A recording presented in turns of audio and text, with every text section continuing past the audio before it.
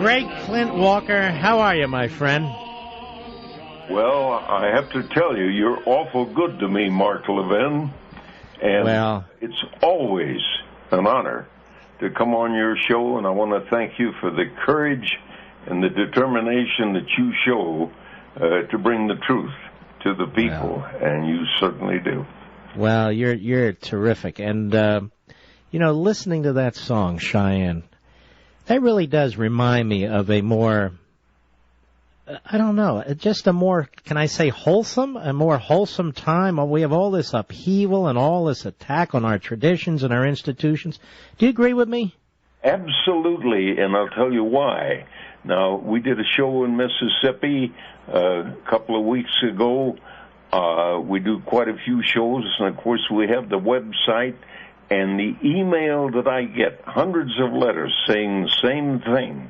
The Cheyennes and shows like them, Gunsmoke, some of the other shows, are indicative of a much nicer time that was devoid of the kind of frustration and fear that people are going through now.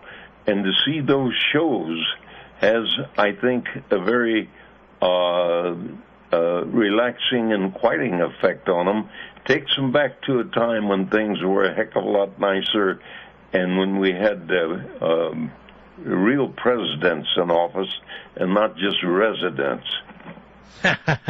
By the way, the website is clintwalker.com, clintwalker.com. It'll be on my website as well as my social sites, clintwalker.com. It's a great website, and there's a lot there to look at and to consider.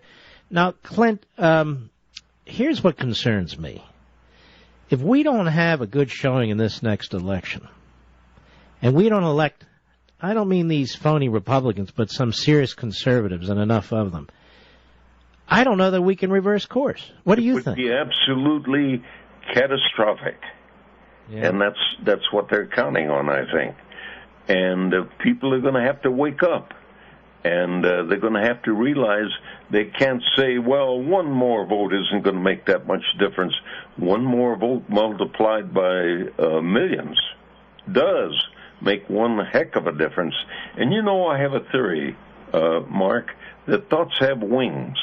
When we think negative thoughts, other people can pick them up, and they get negative. We think positive thoughts, the same thing can happen. And if we start thinking, well, my one vote isn't going to make that much difference, a lot of other people may pick up on that and not show up either. And this is one time, if ever, in our history, we cannot afford that. It'll be catastrophic if we do, because the other guys are not nice guys. They're going to be trying all kinds of, they got a heck of a bag of tricks, if you will, and they're going to apply them all, and we got to be there, and we got to be out in force, out in number. We got to be courageous and determined, just like Mark Levin.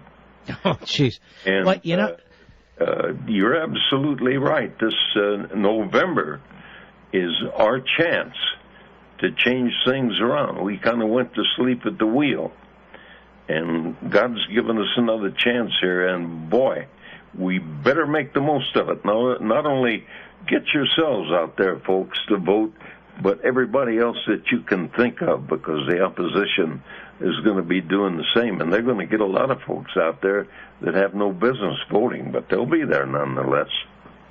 Well said. This is Clint Walker, and clintwalker.com is his great website. And Clint, we've had a few of these elections, like for crying out loud, this Al Franken who got elected in Minnesota, that have come down to a couple hundred votes. I mean, it's absolutely crucial, and particularly these congressional districts. I mean, you can come down to 8, 10, 9 votes, make the difference for the country. That's right. That's right.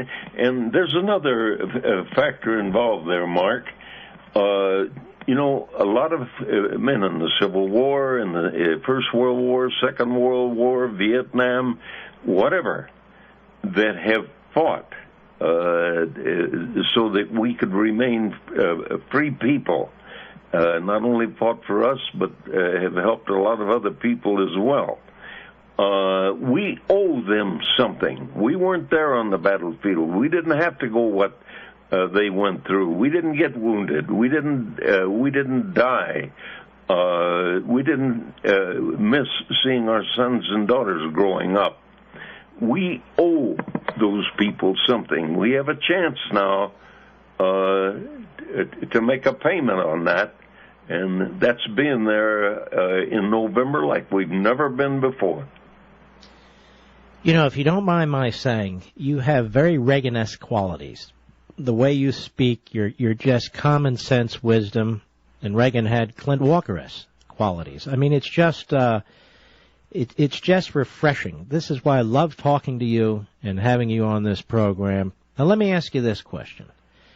When you hear this stuff about redistributing wealth, and it's being said all the time by this president and his people and all these czars and all the rest, did you think in your lifetime you would see such a rapid transformation of what was the most or what is, and hopefully will remain, the most wonderful society? Did you ever think you'd see this? No, I never did, and I'm sure that a lot of other people thought the same thing. But Jefferson knew. He said, we're going to give you your freedom, but the price of freedom is eternal vigilance. And we haven't been that vigilant. Maybe we've been watching too many football games and a lot of other things without giving sufficient thought to the fact that we've got to be watchmen. We can't just entrust the welfare and the survival of this country to the people that we put in office, because unfortunately a lot of those people have betrayed that trust now. Why exactly, I don't know, but quite obviously they have. That oath of office that they took to uphold and protect the Constitution against all enemies, both domestic and foreign, to do what they've been doing, they had to turn their backs on it. Therefore, they not only betrayed that trust to the country, but betrayed all those people that voted them into office. And this is why we have to get a lot of them out of there and get some statesmen, some patriots back into office that care about the country, care about what happens to it, cares about their constituents, and they take their job seriously. And they've got, you know, the kind of integrity that it takes to do the job. Now, Obama, as far as I'm concerned, he does not have the qualifications to be president as far as experience alone is concerned. But in his book, he said, I'm a Muslim first and an American second. And I begin to wonder if that second isn't third, fourth, or fifth. His actions speak so loudly in the things that he's doing and all these promises that he made that fooled an awful lot of people. They were just promises, and as it turns out, they were lies. He knew then that he wasn't going to do what he promised to do. And these days, if you watch this man on a daily basis, he says one thing one day, another thing the next day. And I guess when you're a socialist, when you're bent in that direction, the end justifies the means, and therefore it's okay to lie and do a lot of other Clint, you shouldn't. God bless you, my friend. We're going to have to go because I have a hard break. And just quickly, how are you feeling? I'm doing okay. And listen, I just want to thank you for Ray Charles and America and all those military songs that you play. And take better care of yourself, will you? Yeah, you always tell me that. I'm going to work on it.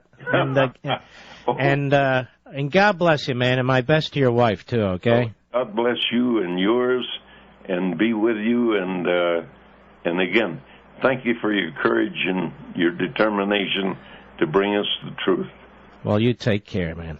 What a great guy, Clint Walker. And that's ClintWalker.com. It's a great website. It's a great website. And he's always on me about my health. You know who else is? Jackie Mason. Oh, well, Hannity, that's a given. But I'm doing fine. I mean, the cough is what it is when you have a heart problem. Not problem, a disease, that's what happens. All right.